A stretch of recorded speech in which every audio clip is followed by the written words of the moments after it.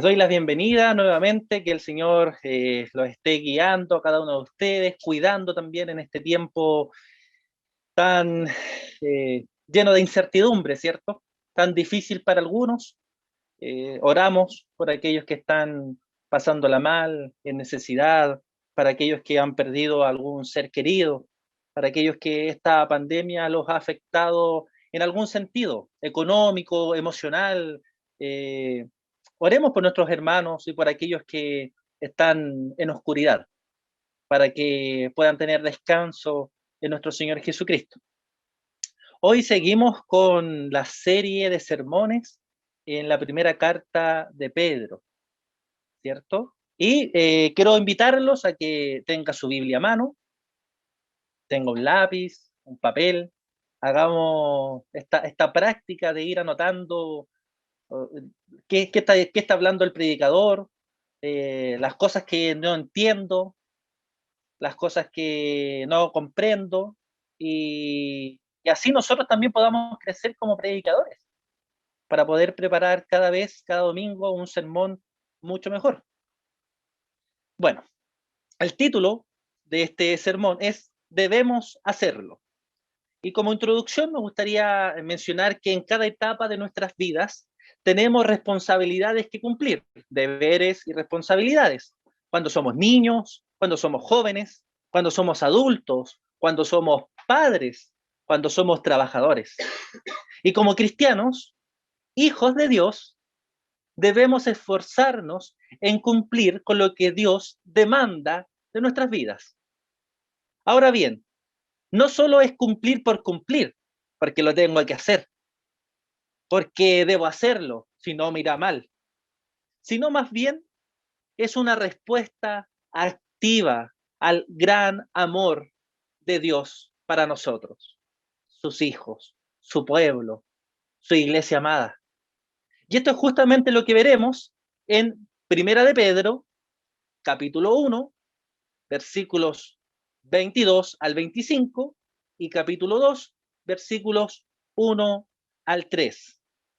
Como algunos pudieron notar, vamos a retroceder un poquito debido a que tuvimos una confusión en nuestra serie de sermones y nos saltamos justamente esta porción de las Escrituras.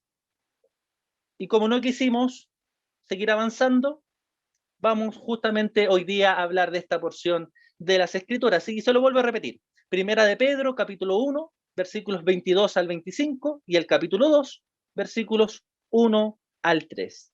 Pero antes quisiera mencionar el contexto para que sepamos dónde vamos a estar hablando.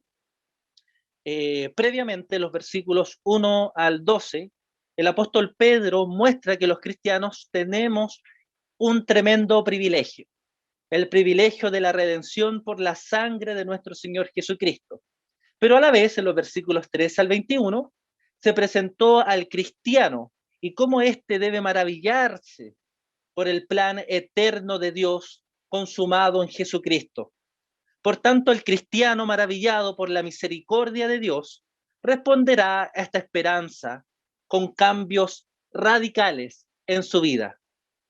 Hoy, en nuestro sermón, observaremos un mandato especial. ¿Cuál? Que los cristianos reaccionen activamente a la salvación entregada por Cristo, manifestando un amor fraternal, dedicándose al estudio de la palabra de Dios y una vida constante de santidad. Por lo tanto, el tema que veremos hoy son 3 solicitudes a considerar. ¿Cuáles? La importancia del amor fraternal, la importancia del estudio de la palabra y la importancia de la santificación. Leamos. Habiendo purificado vuestras almas por la obediencia a la verdad, mediante el Espíritu, para el amor fraternal no fingido. Amaos unos a otros entrañablemente, de corazón puro, siendo renacidos, no de simiente corruptible, sino de incorruptible, por la palabra de Dios que vive y permanece para siempre. Porque toda carne es como hierba, y toda la gloria del hombre como flor de la hierba se seca y la flor se cae, mas la palabra del Señor permanece para siempre. Y esta es la palabra que por el Evangelio os ha sido anunciada. Y ahora, capítulo 2, versículos 1 al 3. Desechando pues toda malicia, todo engaño, hipocresía, envidia y todas las detracciones, desead como niños recién nacidos la leche espiritual no adulterada, para que por ella crezcáis para salvación, si es que habéis gustado la benignidad del Señor. Oremos. Amado Señor, estamos delante de ti agradeciéndote tus bondades, agradeciendo tu misericordia y tu amor incondicional en nuestras vidas. Gracias, Señor, por tu palabra. Te pido ahora, Señor, que tú suplas las necesidades y las deficiencias del predicador. Que sea tu palabra, Señor, la que llegue a nuestros corazones. Que tu Espíritu Santo sea quien nos convenza de pecado y nos aliente a ser activos, Señor, en vivir el Evangelio. Bendícenos y cuídanos. En el nombre de Jesús. Amén. La primera demanda, entonces, que encontramos del apóstol Pedro es la importancia del amor fraternal, en los versículos 22 al 23. En esta escena, lo que hace Pedro es ampliar la adoración a Dios con la preocupación por los hermanos en la fe, por la comunidad de la fe. Y esto lo hizo para explicar más detalladamente las implicaciones de qué es vivir gozosamente, alegremente, durante las pruebas y los sufrimientos que como cristianos tendremos que enfrentar. Nos invita, por tanto, a practicar una vida de amor, de acción sacrificial. La importancia del amor fraternal es vital en la vida del cristiano, en la vida de una comunidad que quiere crecer honrando al Señor Jesucristo. Pero podemos preguntar, ¿cómo logran los creyentes la pureza? Y el apóstol Pedro responde que obedeciendo a la verdad. El apóstol Pedro dice que como consecuencia de la obediencia a la palabra de Dios, a las escrituras, seremos puros. Y la purificación de nuestras almas, a la cual Pedro hace referencia, ocurre en el momento de la conversión, como resultado de creer en el Evangelio de nuestro Señor Jesucristo. Esta limpieza hace posible que amemos a Dios y a los demás sin descanso. Qué difícil. Cuando obedecemos la palabra de Dios, expresamos amor no solamente a Dios, sino que también a nuestro prójimo. Mateo 22, versículos 37 al 39 dice, Jesús le dijo, amarás al Señor tu Dios con todo tu corazón y con toda tu alma y con toda tu mente. Este es el primero y gran mandamiento. Y el segundo es semejante, amarás a tu prójimo como a ti mismo. Y este amor fraternal debe ser sincero. El texto señala, amaos unos a otros entrañablemente.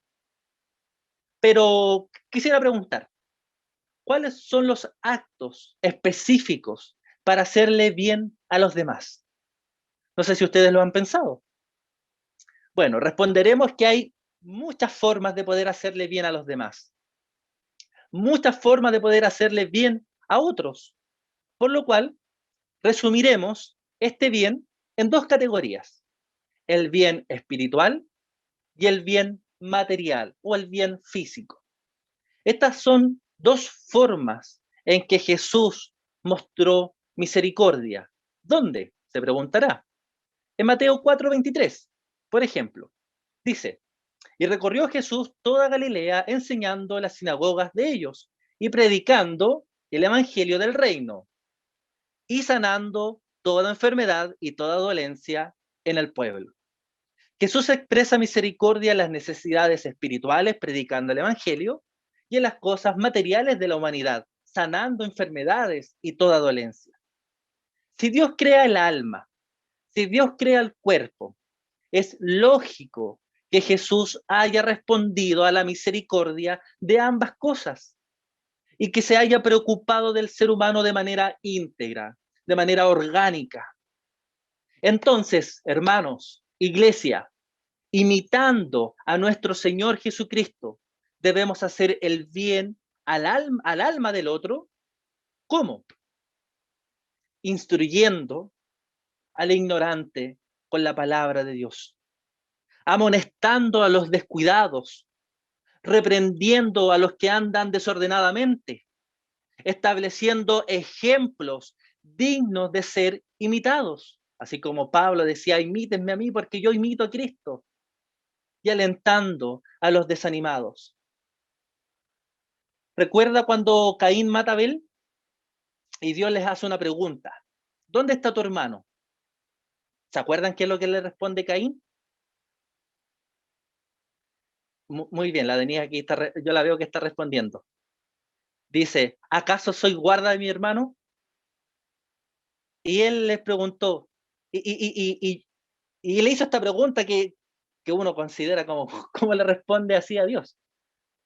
Pero yo les pregunto, ¿acaso nosotros no actuamos de esta misma manera? La posición más fácil que tomamos es solo ser consumidores de iglesia, donde venimos muchas veces a satisfacernos de manera rápida y de manera cómoda, como si este culto fuese un show televisivo. A la vez somos incapaces de involucrarnos en la vida de nuestra iglesia local. No nos preocupamos de nuestra comunidad y no nos importa la necesidad y el sufrimiento de alguno de nuestros hermanos. Iglesia, debemos procurar activamente el bienestar espiritual de los seres humanos. Cuando vemos que alguien se está alejando de sus deberes espirituales, debemos amonestarlo. Cuando vemos que alguien está dejando de venir a la iglesia o de participar de estos cultos a través de las redes sociales, debemos visitarlo o llamarlo o preocuparnos de él. Cuando vemos que nuestro hermano está abandonando la oración, debemos alentarlo. No debemos reaccionar como Caín y decir, ¿acaso yo soy el pastor de la iglesia? ¿O acaso yo soy el líder de la iglesia para cuidar y preocuparme de aquellos que no quieren? Ese es el espíritu de Caín y no el espíritu que Dios espera que tengamos nosotros, sus hijos. Nosotros sí somos guardas de nuestros hermanos. Estamos mandados a hacer todo lo posible por nutrir espiritualmente a nuestros hermanos. Es deber de cada uno de nosotros, Dulce Refugio, iglesia, es deber de cada uno de nosotros preocuparnos por el alma del otro. Ahora, no solo debemos procurar el bien espiritual, sino también el bien físico y temporal. Debemos alimentar al hambriento, visitar al huérfano y a las viudas en sus tribulaciones. Debemos visitar a los enfermos, al que está desnudo, etc. Salmo 41:1 dice, bienaventurado el que piensa en el pobre.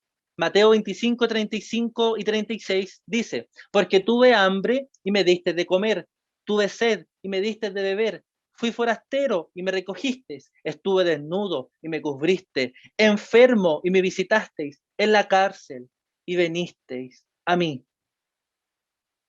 Jesús no dice aquí, bendito de mi Padre, porque solamente le dijiste a los demás, Dios te bendiga, o estaré orando por ti. Qué pena que estés pasando por esta situación. El Señor dice aquí que la fe genuina, verdadera, produce frutos tangibles que se pueden tocar y palpar.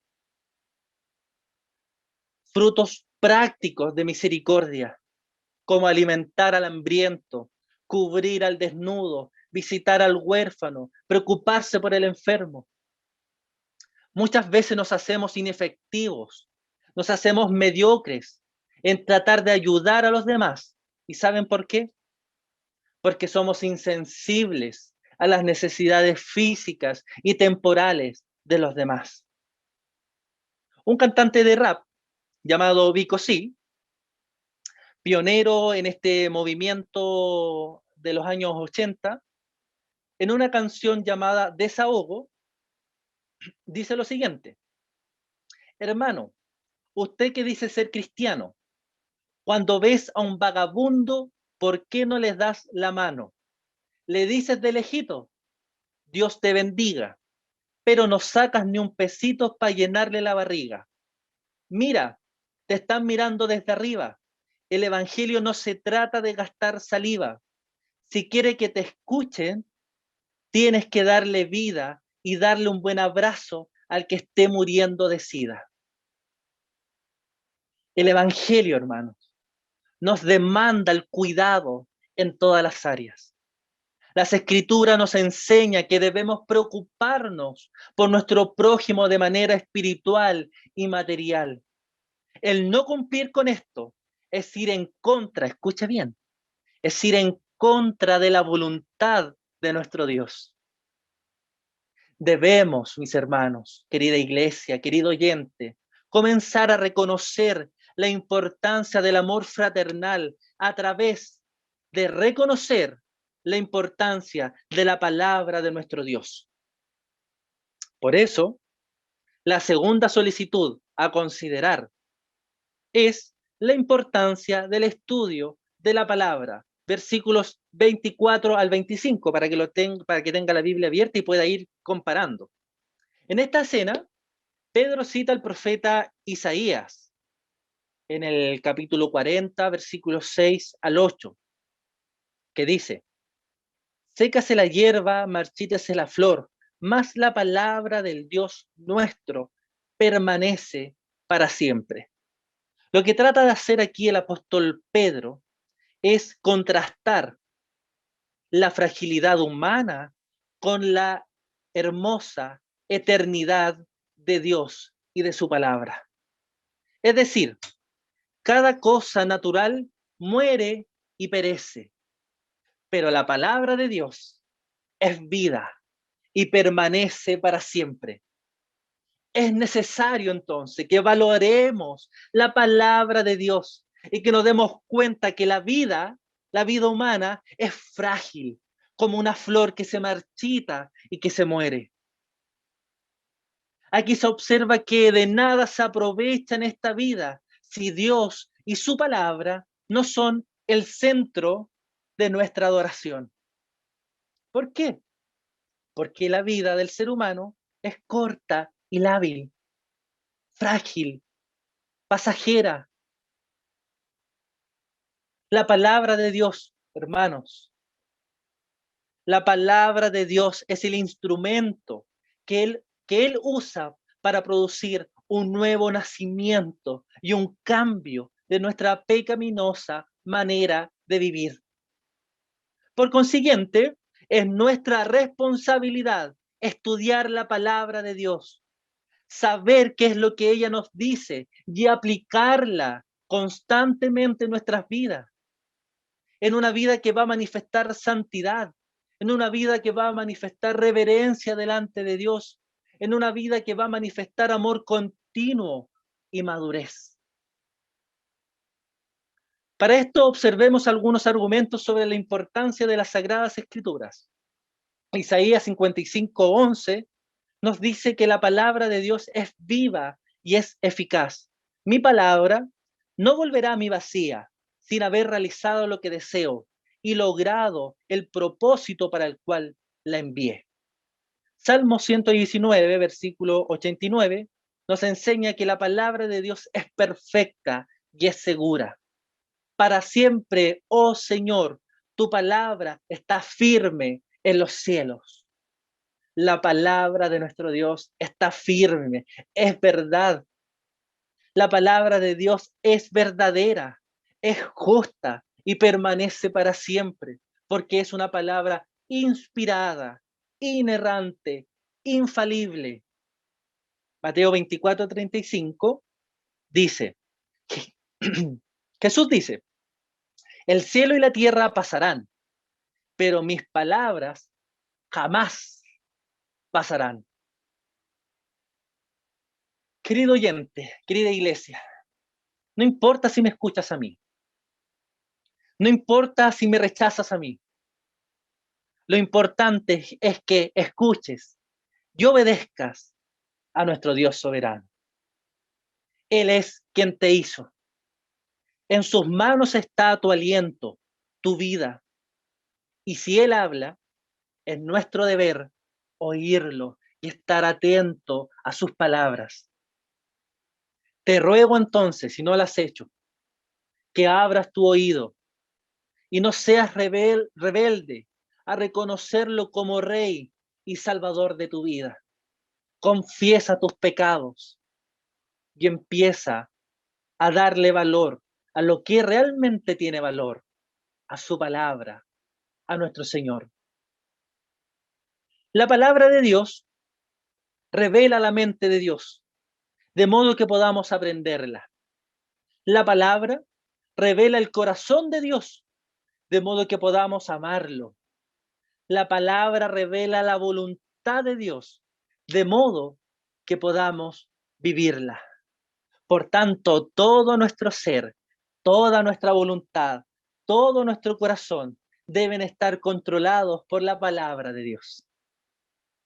Repito, no estudiamos la Biblia para ser reconocidos como eruditos. La estudiamos para poder conocer mejor a Dios y así glorificarlo y gozar de Él.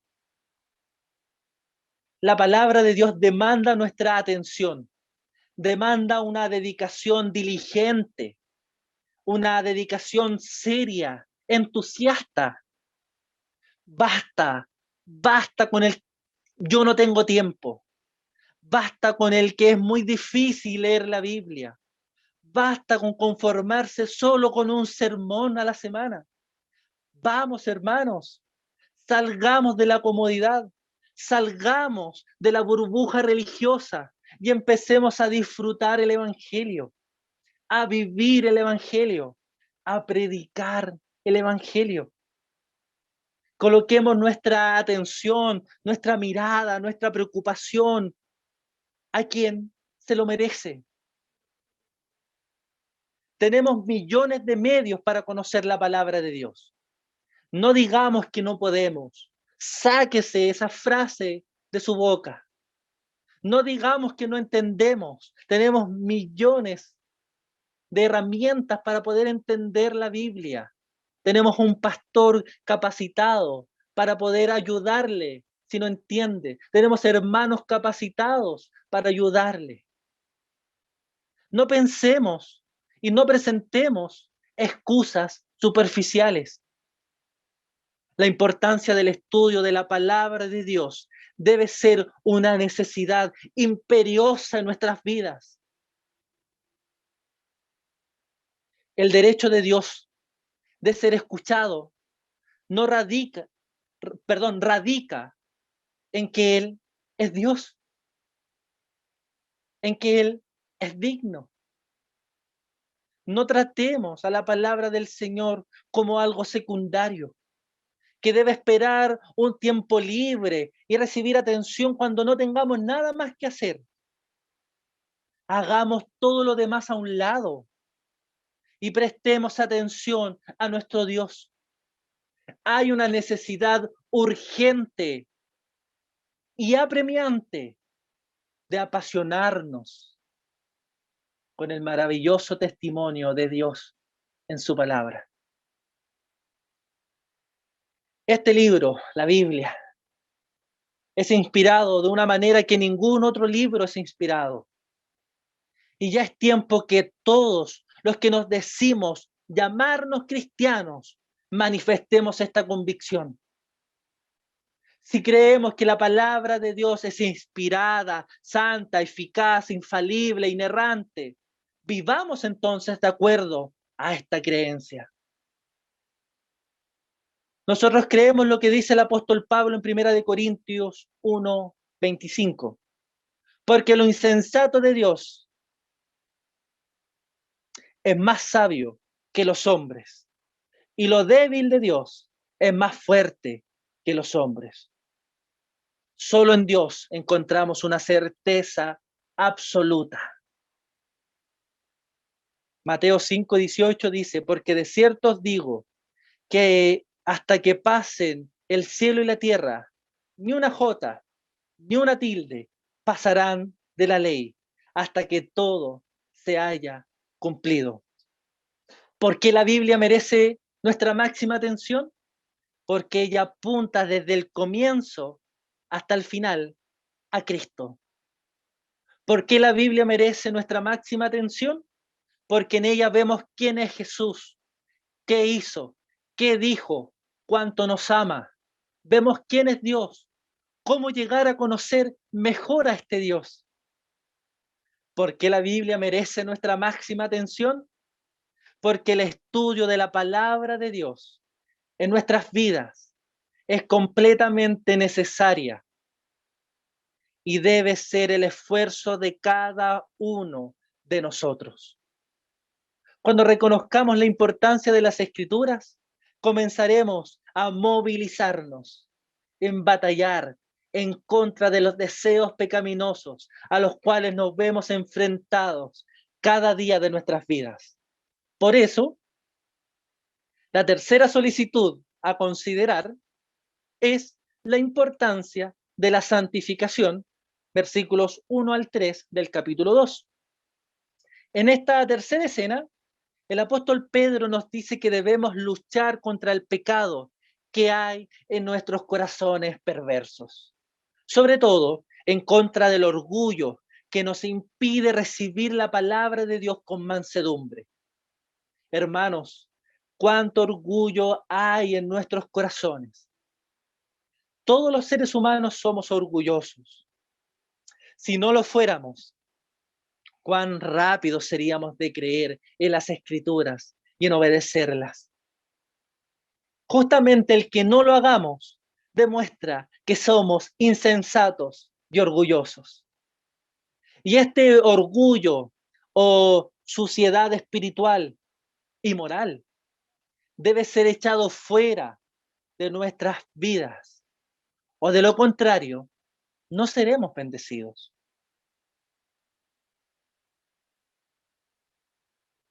Efesios 4:22 dice, en cuanto a la pasada manera de vivir, despojaos del viejo hombre que está viciado conforme a los deseos engañosos.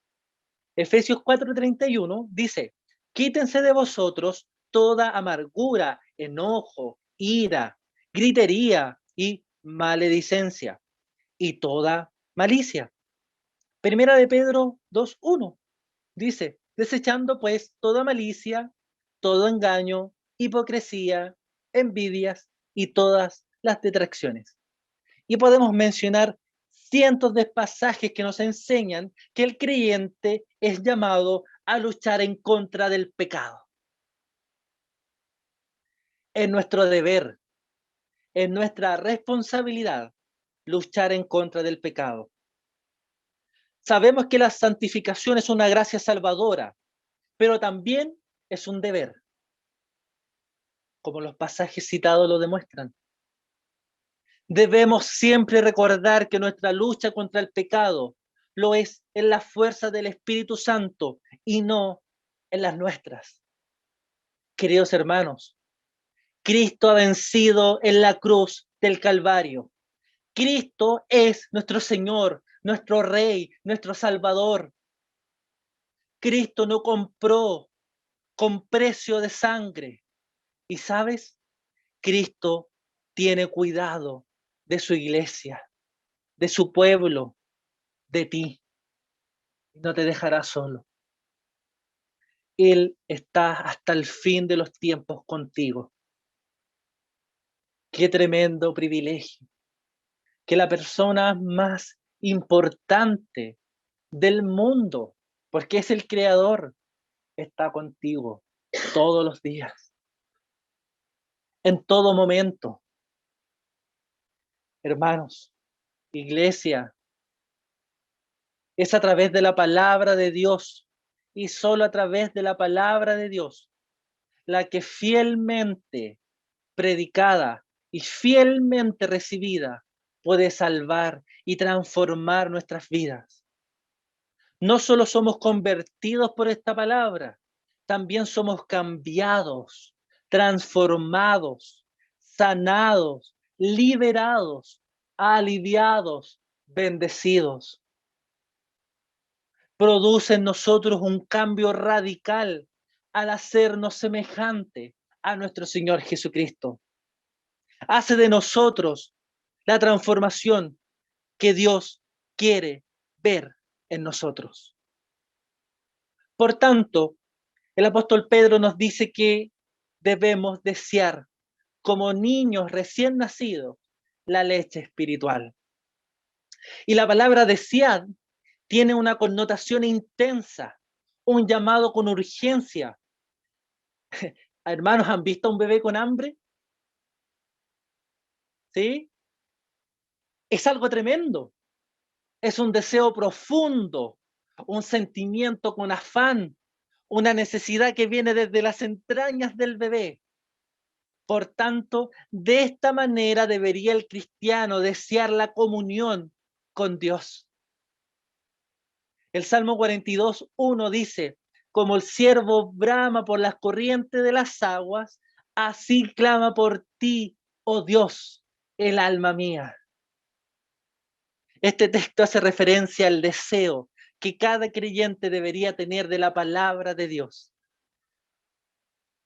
Lamentablemente, la falla de desear o de recibir esta leche espiritual es la razón por la cual surgen tantos problemas en la vida cristiana de manera individual y congregacional. La condición enfermiza de tantos cristianos establece una queja lamentable de la comida con la cual son alimentados.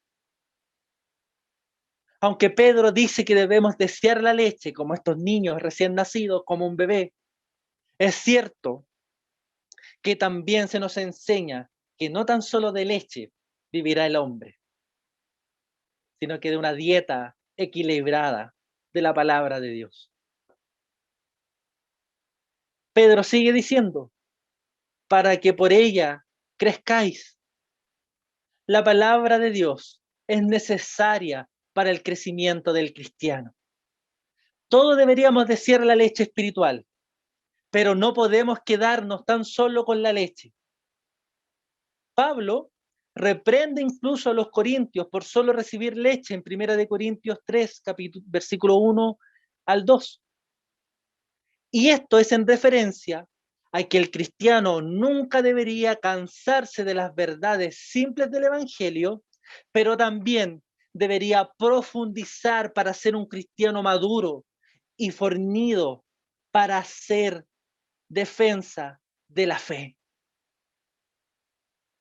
Si hemos recibido de Dios, si nosotros hemos gustado, es decir, experimentado de manera personal la benignidad del Señor, la bondad del Señor, su amor incondicional, entonces tenemos una gran razón y una gran responsabilidad de recibir la palabra de manera entusiasta, como los bebés que reciben su leche calentita antes de dormir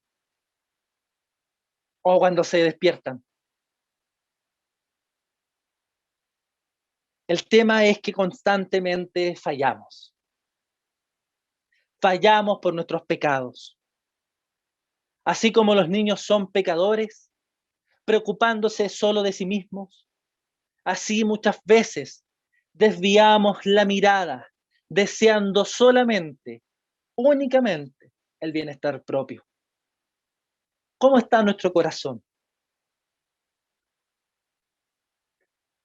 ¿Acaso no nos tiene atado el dinero, la lujuria, el cuidado del cuerpo, la flojera, la mentira, el chisme, el éxito, la familia, la iglesia, la teología?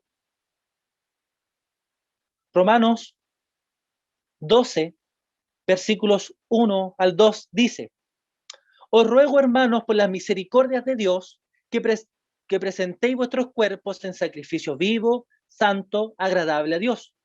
No os conforméis a este siglo, sino que transformaos por medio de la renovación de vuestro entendimiento, para que comprobéis cuál es la buena voluntad de Dios, agradable y perfecta. No os conforméis a este siglo, a este mundo, sino que reconoce que la voluntad de Dios es buena, agradable y perfecta. Nadie puede abrazar a Dios sin soltarse de sus ídolos. El tema es que nadie puede soltarse por sí mismo. Nadie se libra de la tiranía por sus propias fuerzas. Dios debe intervenir y el corazón del hombre actuará de manera agradecida, reconociendo la importancia del amor fraternal, la importancia del estudio de la palabra de Dios y la importancia de la santificación continua en este peregrinaje. Por tanto, soltemos nuestros ídolos y deseemos a nuestro Dios con todas nuestras fuerzas, con todo nuestro corazón, con nuestro dinero, con nuestros dones, con nuestro tiempo. Quisiera terminar con las frases de un locutor, Claudio Palma, en la Copa América,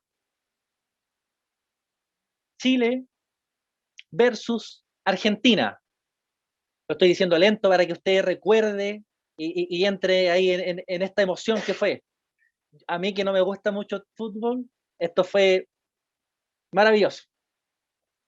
Luego que Alexis Sánchez hiciera el gol decisor, dice lo siguiente: yo no vibro con la ópera, no lo niego, no vibro con las pinturas, ni con la música clásica. Yo vibro como ustedes, con el fútbol. Yo vibro con esta roja que nos llevó a 2 mundiales. Yo vibro con Chile. Yo vibro con esta tarde que tantas veces soñé. Y lo dice con una emoción, ¿cierto? Que traspasa, hermanos. Si hay alguien por el cual debemos vibrar, es nuestro Dios. Él es digno de recibir toda honra, toda gloria por los siglos de los siglos. Y decimos todos juntos, amén.